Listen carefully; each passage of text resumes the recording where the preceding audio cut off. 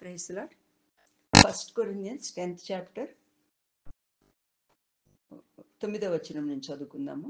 1 కొరింథీ 10వ అధ్యాయము 9వ వచనం నుంచి. మనము ప్రభువును శోధింపక యుందుము, వారిలో కొందరు శోధించి సర్పముల వలన నశించిరి. మీరు సనగకుడి, వారిలో కొందరు సణిగి సంహారకుని చేత నశించిరి. ఈ సంగతులు దృష్టాంతములుగా వారికి సంభవించి యుగాంతమందున్న మనకు బుద్ధి కలుగుటకై వ్రాయబడెను. తాను నిల్చుచున్నానని తలచుకొనివాడు పడకుండునట్లు జాగ్రత్తగా చూచుకొనవలెను. సాధారణంగా మనుషులకు కలుగు శోధన తప్ప మరి ఏదీ మీకు సంభవింపలేదు. దేవుడు నమ్మదగినవాడు. మీరు సహింపగలిగినంత అంటే ఎక్కువగా ఆయన మిమ్మల్ని శోధింపబడనీయడు. అంతేకాదు, సహింపగలుగుటకు ఆయన శోధనతో కూడా తప్పించుకుని మార్గమును కలుగ చేయును. క్రైస్తవురాలు తర్వాత కృపావతి నలుగురు పిల్లలతో తన ప్రయాణము సాగిస్తూ ఉంది. అనేక విషయాలు సంఘంలో కూడా ఆమె నేర్చుకుంది.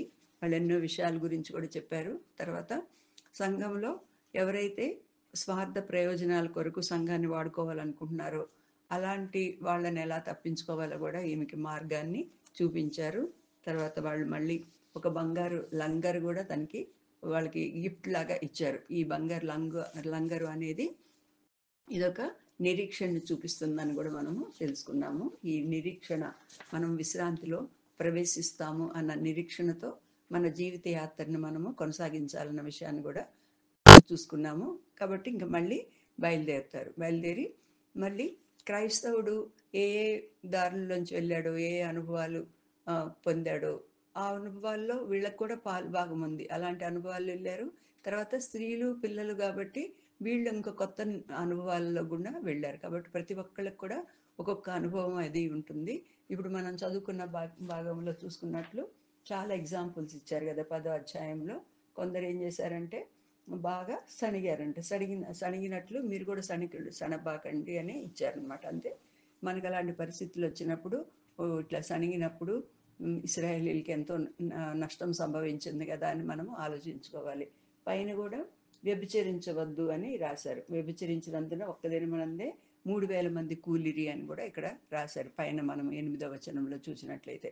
కాబట్టి అలాంటి పరిస్థితులు వచ్చినప్పుడు మనం ఎలా జాగ్రత్తగా ఉండాలి. వ్యభిచారం అంటే నిజమైన దేవుని కాకుండా ఇంకా దేన్ని వెంబడించినా కూడా దేవుని దృష్టిలో అది వ్యభిచారం కింద ఎంచబడుతుంది. కాబట్టి తర్వాత ఇష్టలుగా దేవునికి ఉండలేకపోయారంట.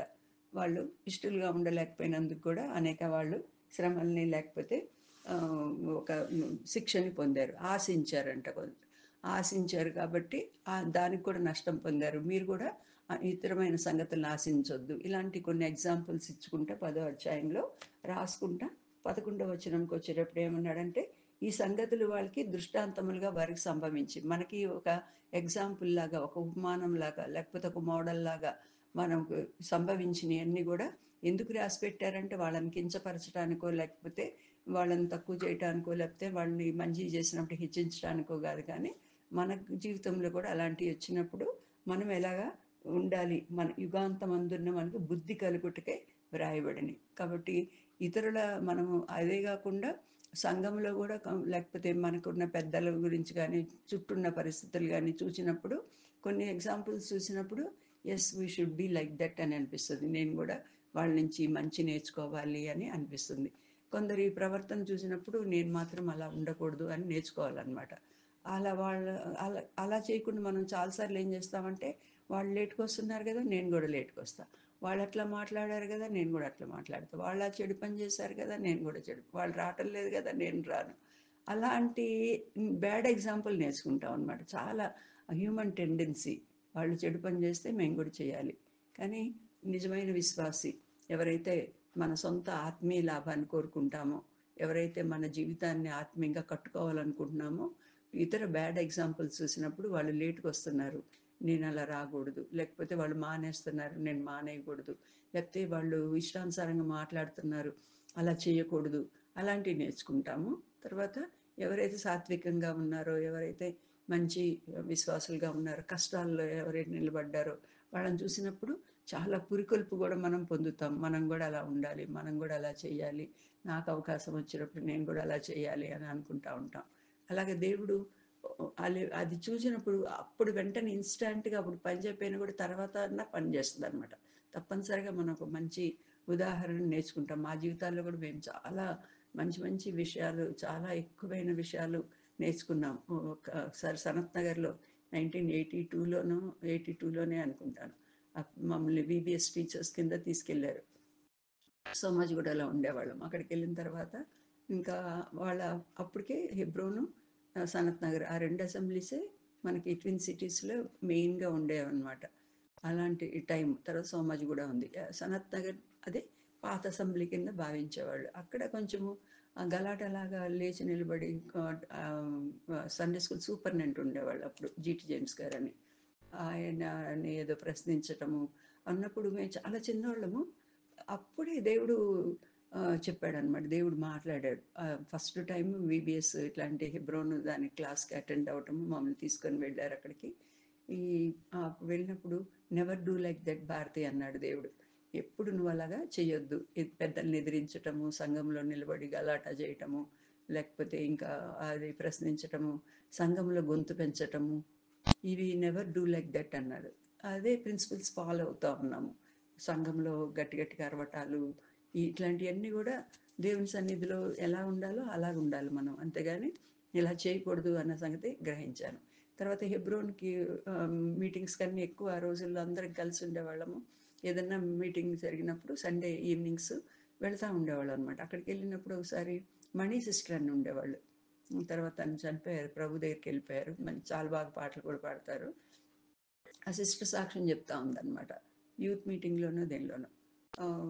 సాక్ష్యం చెప్పినప్పుడు తను రక్షణ పొందిన తర్వాత స్ట్రైక్ జరిగితే తను వర్కింగ్ అప్పుడు. స్ట్రైక్ జరిగినప్పుడు తనొక్కతే ఎళ్ళిందంట. తనొక్కటే ఎళ్ళితే మొత్తం ఆఫీసు ఖాళీగా ఉంది. తనొక్కతే ఎళ్ళింది. ఎళ్ళినప్పుడు అందరూ గూడా చాలా ఎగతాళి చేశారు. 'పగ్లీ హై క్యా' అన్నారంట తనని. అదంతా వింటా ఉన్నా అనమాట. అప్పుడు మేము గూడా ఆఫీస్‌లో పనిచేస్తున్నాం. అప్పుడే దేవుడు మమ్మల్ని పురికొల్పుతా ఉన్నాడు ఎర్లీ డేస్‌లో.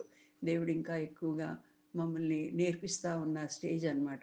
అట్లా ఎంతో ఆశతో ప్రతి విషయాన్ని నేర్చుకుంటా ఉన్నాం అనమాట. అది అప్పుడు వింటున్నప్పుడు నాకు చెవులకి అంత ఇంపుగా అనిపించలేదు. అందరూ స్ట్రైక్ చేస్తున్నప్పుడు మనం వెళ్ళాలా? ఎట్లాగెళ్తాము?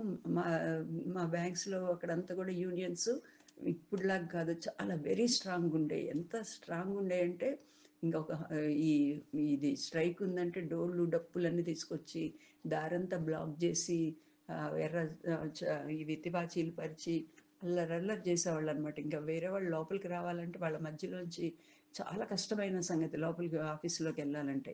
అలాంటి పరిస్థితులున్నయి. మరి మొక్కతే ఎళ్ళింది గదా! ఎట్లా ఎళ్ళింది? అవి వినటానికే నాకంత లేదమ్మా. ఇంతదైతే నేను చేయలేనులే. ఇంత పనైతే మేము చేయలేము.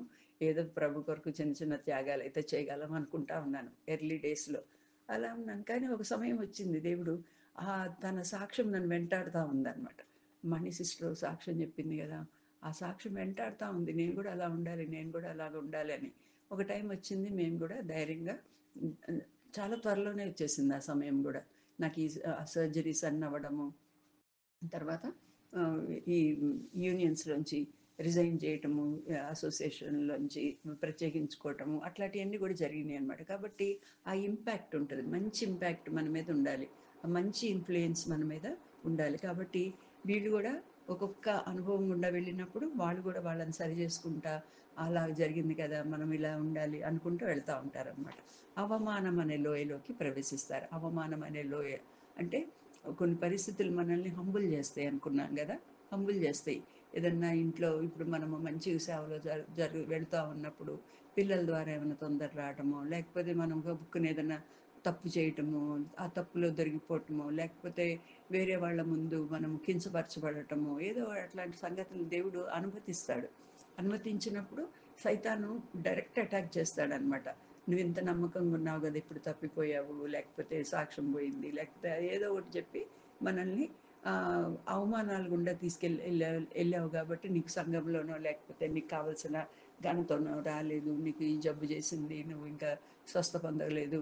ఇట్లాంటియన్నీ గూడా సాతాను మనల్ని బెదిరించటానికి ప్రయత్నిస్తాడు. అప్పుడు మనం చదువుకున్నాం గదా! క్రైస్తవుడు ఎళ్ళేటప్పుడు అపొల్లోను అనేవాడు ఒక చిరుతపులిని, డ్రాగన్‌ని పోలి ఉండి పొలుసులతో కప్పబడిన పెద్ద జంతువులాగా ఉండి ఎదుర్కొంటాడు. ఎదుర్కొని మొట్టమొదటగా చేతిలో ఉన్న ఖడ్గాన్ని పడేయటానికే ప్రయత్నిస్తూ ఉంటాడని మనం చదువుకున్నాము. ఎందుకంటే చేతిలో ఉన్న ఖడ్గము, క్రైస్తవం చేతిలో ఉన్న ఖడ్గము, అది దేవుని వాక్యము. దేవుని వాక్యానికి దూరం చేయాలనే సాతాను ప్రయత్నిస్తూ ఉంటాడు. నువ్వు ఇంత చేసి ఏం లాభం అని. అందుకని వీళ్ళ అవమానం అనే లోయలో వాళ్ళు ధైర్యంగా, వీళ్ళు ధైర్యశాలితో పాటు వెళ్తారనమాట. వాళ్ళకి తోడు ధైర్యశాలి వస్తూ ఉంటాడు కాబట్టి అతన్ని ఆ అప్పుల్లోననే ఈ సైతాన్ని వాళ్ళు చంపివేస్తారు, వాళ్ళు ఎదిరిస్తారు. అంటే పెద్ద పురుషులు చేయలేని పనిని ఒక స్త్రీలు పిల్లలు కూడా చేయగలిగారు అనమాట. కాబట్టి కొన్ని విషయాలు చిన్నవాళ్ళమైనా కూడా కొన్ని పెద్ద విషయాలను చేయటానికి దేవుడు మనల్ని తప్పనిసరిగా వాడుకుంటాడు. పెద్ద వాళ్ళు కూడా ఈ రోజుల్లో మనం చూస్తున్నాము ఎంత ఎట్లాగా ఏర్పరచబడిన వారిని సైతాన్ మోసం చేసి వాళ్ళకి అబద్ధాన్ని నిజమని నమ్మే పరిస్థితుల్లో మనం ఉన్నాం. రైట్ ఫ్రమ్ హెబ్రోన్ అన్ని చోట్ల కూడా. కాబట్టి అది జాగ్రత్తగా ఉండాలి. కాబట్టి అవమానం అనే లోయలో అప్పుల్లోను ఆయన మాత్రం ఎదిరించాడు. ఈ వీళ్ళైతే చంపేస్తారు. నెక్స్ట్ మరణ ఛాయలోయ కూడా వెళ్తాడు కదా. మరణ ఛాయలోయలో వెళతా ఉన్నప్పుడు సైతాను ఇది కొన్నిసార్లు ముఖాముఖి ఎదిరిస్తాడు, కొన్నిసార్లు ఏమో తలంపుల ద్వారా, చెవుల్లో చిన్న చిన్న డౌట్స్ తేటం ద్వారా, చిన్న చిన్న విషయాలైనా కూడా అవి ఎంతో కలవరపరిచి మనల్ని, ఆ చిన్న చిన్న విషయాలే మనల్ని విశ్వాసం నుంచి దూరంగా కూడా చేస్తూ ఉంటాయి. ఆ భయంకరమైన మూలుగు చప్పుళ్ళు, తర్వాత అవన్నీ వినిపిస్తూ ఉంటాయి. చీకటి, అడుగు తీసి అడుగు ఎక్కడ వెయ్యాలో తెలియని పరిస్థితి, ఇలాంటివి వచ్చినప్పుడు కూడా స్త్రీలు పిల్లలు భయపడతారు. కానీ ధైర్యశాలి వాళ్ళని ప్రోత్సాహపరిచి, ఏం కాదు, ముందు క్రైస్తవుడు వెళ్ళాడు కదా, అదే త్రోవ ఇది, క్రైస్తవుడు వెళ్ళాడు కాబట్టి మనం కూడా వెళ్ళగలం దీనిలోంచి అని ధైర్యపరచుకుంటా వాళ్ళని తీసుకెళ్తారు. తర్వాత వ్యానిటీ ఫెయిర్ అంటే మాయ సంత అని అనుకున్నాం కదా, అక్కడ అన్నీ కూడా అమ్మబడతా ఉంటాయి. దానిలో కూడా ప్రవేశిస్తారు. ఈ మాయ సంతలో స్త్రీలకి ఇంకెక్కువ అవకాశం ఉంటుంది షాపింగ్ అంటే స్త్రీలకి ఎక్కువ ఎమోషన్స్కి ఉంటారు కాబట్టి కొన్నిసార్లు వాళ్ళ భర్తలు మంచి పొజిషన్లో ఉన్నప్పుడు ఇంక వీళ్ళని ఆడవాళ్ళని అసలు పట్టలేము. బయట లోకంలో కానీ సంఘంలోనే కానీ వాళ్ళు ఏదో రకంగా అతిశయించి, వాళ్ళు ఏదో రకంగా ఇంకేంటో అవ్వాలని వాళ్ళు ప్రయత్నిస్తూ ఉంటారు. అలాంటి మాయసంత. ఎందుకంటే మాయసంత అంటే ఏంటంటే ఈ లోకంలో ఉండే ఘనతలో, లేకపోతే ప్రసిద్ధికెక్కిన విషయాలు, లేకపోతే ఈ లోకంలో మాకు 3 బిల్డింగ్లు ఉన్నాయి, 2 కార్లు ఉన్నాయి, లేకపోతే ఇట్లా బంగారం ఉంది, మేము మంచి చీరలు కడతాం, మేము అందరం బాగా చదువుకున్నాము, మేము బాగా పాడగలము, ఇట్లాంటివన్నీ కూడా అమ్మబడతాయి అన్నమాట. కాబట్టి దానిలో ఉన్నప్పుడు వాళ్ళు ఏం చేస్తారంటే, ఇంకా యాత్రికులు కూడా ఉన్నారమ్మా దీనిలోంచి, అందరు కూడా లోపల నుంచి వెళ్ళారు కదా. యేసుప్రభు కూడా ఈ మాయసంతలోంచే వెళ్ళాడు. మాయసంతలోంచి సాతాను యేసుప్రభుకి కూడా అన్ని చూపించాడు. ఈ లోకంలో ఉండే ఆ బిల్డింగ్స్ అన్ని కొండ శిఖరం మీదకి తీసుకెళ్ళి, ఇది ఇచ్చేస్తాను నీకు, ఇది ఇచ్చేస్తాను, ఒక్కసారి నాకు నమస్తే చేస్తే ఇచ్చేస్తాను అంటాడు. నువ్వు ఒక్కసారి నీ సర్టిఫికేట్ మార్చుకున్నట్లయితే ఇదంతా దొరుకుతుంది, లేకపోతే ఒక్క అబద్ధం చెప్తే నీకు ఇదంతా దొరుకుతుంది, లేకపోతే లంచం ఇచ్చావంటే ఇదంతా నీకే వచ్చేస్తుంది, లేకపోతే వాళ్ళ మీద చాడీలు చెప్పామంటే వీళ్ళు నిన్ను చేర్చుకుంటారు. అట్లా ఏదో సైతాను అలాగా ప్రయత్నిస్తూ ఉంటాడు. కానీ వాళ్ళు దాన్ని కూడా ఎదిరించి అది కూడా దాటిపోతారు. తర్వాత ఉప్పు స్తంభం దగ్గరికి కూడా వస్తారు. లోతు భార్య ఉప్పు స్తంభం అయిపోయింది కదా, వెనుకకు తిరిగి చూచింది. అంటే లోకాశ మీద ఇంకా తనకి ఆశలు ఉన్నాయి. ఆ లోపల ఏమి దాచుకుందో, లేకపోతే ఇంతకాలం ఉన్నాను కదా ఆ పట్టణంలో, ఇంకా ఆ పట్టణం ఇంకా వచ్చేస్తున్నాను, నాశనం అయిపోతుంది, మొత్తం నాశనం అయిపోద్దా, కనీసం మా ఇల్లు ఏమన్నా మిగిలితే ఏమన్నా తెచ్చుకోవచ్చా, ఏమున్నాయో ఆమెకు ఆలోచనలు తెలియదు. వద్దు అన్న పని అయితే చేసింది. ఆ రోజు ఆదాము అవ్వల్లో వాళ్ళు ఎలాగైతే వద్దు అన్న పని చేశారో అలాగే ఈమె కూడా చేసింది. దానికి గుర్తుగా ఒక ఉప్పు స్తంభంగా అక్కడ మారిపోయింది. అది జ్ఞాపకం చేసుకొని వీళ్ళు కూడా మనం స్త్రీలంగా చాలా జాగ్రత్తగా ఉండాలి. దేవుడైతే కాదు కూడదని మన జీవితంలోంచి తీసేసాడో, ఆ తీసేసిన దాని మీద ఇంకెక్కువ వ్యామోహం మనము పెట్టుకోకూడదు, దానికోసమే మనము ఆరాట పడకూడదు అన్న విషయాన్ని జ్ఞాపకం చేసుకుంటారు. తర్వాత వెండికొండ దగ్గరికి వస్తారు. వెండికొండ కూడా మనకి ఇదొక రివిజన్ లాగా కూడా ఉంది కదా, మనం జ్ఞాపకం చేసుకోవడానికి వీళ్ళు మళ్ళీ వెళ్ళింది వెండికొండ. అక్కడ దేమ అన్న వ్యక్తి గుర్తున్నాడు కదా, రండి తవ్వుకోండి అంటున్నాడు. అయితే ఆ తవ్వుకోవటానికి ఆ గని పైన పల్చటి పొర ఉంది. అది కొంచెం తవ్వితే ఆ పొర అంతా కూడా పగిలిపోయి వాళ్ళు లోపల పడిపోయి నశించిపోతారు. సమయానుసారి వాళ్ళ వెనకాల వస్తాడు కదా సమయానుసారి, అంటే ఏ సమయానికి అలా ఉండాలి అనుకున్నవాడు ఆయన వెనకాల వచ్చినప్పుడు దానిలో తవ్వుకోవడానికి ప్రయత్నించి అక్కడ చనిపోయాడు. ఆ సంగతి జ్ఞాపకం చేసుకుంటాడు. కాబట్టి ఎక్కువ ఈ లోకాన్ని ఎంత ప్రేమిస్తామో, మనం ఏది కావాలని అరులు చేస్తామో అదంత దూరంగా వెళ్ళిపోతూ ఉంటుంది. మనకి ఏ విషయమైనా అంతే. మనం ఇది కావాలి అనుకుంటే ఇంకా దేవుడు దాన్ని ఇంకా దూరం దూరం చేస్తూ ఉంటాడు. కాబట్టి అది ఈ విషయంలో మనం చాలా జాగ్రత్తగా ఉండాలి అనుకుంటాడు. తర్వాత జైన్ డిస్పైర్ గుర్తున్నాడు కదా, నిరాశ రాక్షసుడు. వీళ్ళని క్రైస్తవుడిని తర్వాత ఈ హోప్ని వీళ్ళని ఒక రూమ్లో బంధిస్తాడు కదా, తన గడ్డ మీద కాలు పెట్టినందుకు. అది చూస్తారు. చూసి ఈ నిరాశ రాక్షసుడిని కూడా వాళ్ళు చంపి వేస్తారు. అపోల్లోని చంపారు అక్కడ. తర్వాత నిరాశ రాక్షసుని కూడా, అంటే స్త్రీలు ఇంకెక్కువగా పనులు చేయగలరు అన్న సంగతిని ఇది కూడా చూపిస్తుంది అనమాట. నిరాశ, డిప్రెషన్ ఈ రోజుల్లో ఎక్కువ మందిని బాధిస్తున్న విషయము ఈ నిరాశనే. ఎక్కడ చూసినా కూడా డిప్రెషన్లో ఉంది, డిప్రెషన్లో ఉంది అని అంటూ ఉంటారు. కొన్ని కొన్ని తలంపులకే చాలా, అంటే కొన్ని నెగిటివ్ థింగ్స్ జీవితంలో జరిగితే చాలా కృంగిపోయే వారంగా ఉంటున్నాం. మనం ఆశించింది మనకు దొరకలేదు అనుకోండి, తప్పనిసరిగా ఈ డిప్రెషన్. అనేక కారణాలు ఉన్నాయి. మనం ప్రార్థనలో కూడా ఎక్కువ చేయాల్సింది ఈ మత్తు మందులు, గంజాయిలు వీటి గురించి, యూత్ గురించి ప్రార్థన చేస్తున్నాం కదా. ఈక్వల్గా ఎక్కువగా ఉన్న జబ్బు ఏంటంటే ఇది డిప్రెషన్ గుండా అన్ని వయసుల వాళ్ళు, పెద్దవాళ్ళు, చిన్నవాళ్ళు అందరు కూడా వెళుతున్నారు ఏదో ఒక స్టేజ్లో. కాబట్టి ఆ డిప్రెషన్ని, వాళ్ళని ఆ నిరాశ రాక్షసుని కూడా చంపేస్తారు. చంపి వాళ్ళు విజయోత్సవంతో మళ్ళీ వెళ్తా ఉంటుంటే యోగ్యుడు అన్న వ్యక్తి వాళ్ళకి కలుస్తాడు. కలిసి ఆయన కూడా కొన్ని విషయాలని బోధిస్తాడు. కాబట్టి మనం ఈరోజు మనము జ్ఞాపకం చేసుకోవాల్సింది ఏంటంటే, మన జీవితంలో ఏ అనుభవం ఎదురైనా కూడా, లేకపోతే ఇతరుల విశ్వాసుల జీవితాల్లో ఎదురైన అనుభవాలు ప్రతీది కూడా మనకు ఒక పాఠంలాగా మలుచుకోవాలి. ఒక పాఠంలాగా ఇలాంటివి చేసినప్పుడు I should not do like that అనుకోవాలి. కొన్ని మంచి విషయాలు ఉన్నప్పుడు అలా చేయాలి నేను అనుకున్నప్పుడు దేవుడు మన జీవితంలో జయకరమైన జీవితాన్ని మనకి అనుగ్రహిస్తాడు. దేవుడు అలా ఉండుటకు సహాయం చేయను గాక.